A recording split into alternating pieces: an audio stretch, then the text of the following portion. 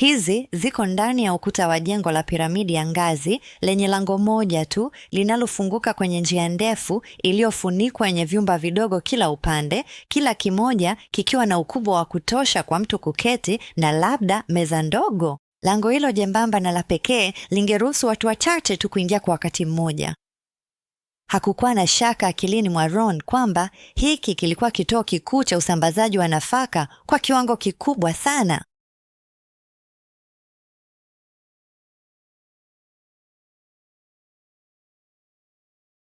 Watu walipowasili kuchukua nafaka zao, walijipanga mstari kuingia kwenye korido ndefu. Ndani walimlipa mmoja wa watunza fedha katika kimoja cha vyumba hivyo kwa ajili ya nafaka.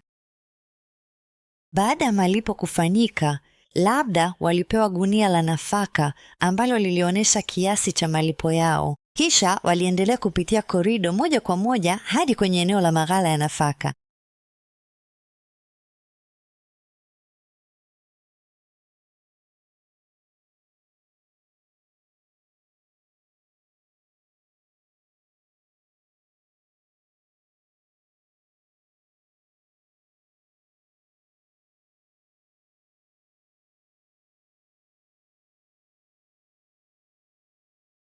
Walipofika hapo, walishuka ngazi kando ya maghala ya kuhifadhia, wakampa mfanyakazi gunia lao ambaye alilijaza nafaka na kuwarudishia.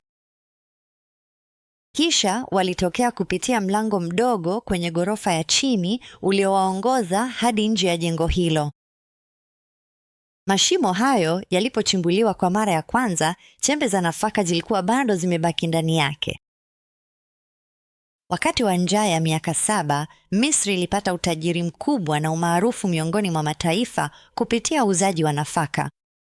Wamisri walioishi katika miji yao kando ya mto Nile walikuwa na kazi chache za kufanya wakati wa njaa, kwani walikuwa na akiba ya nafaka ya miaka 7 ya kutegemea, na waliweza kutumia muda wao kwenye miradi ya ujenzi ya Farao, si kama watumwa, bali kama raia wenye shukrani.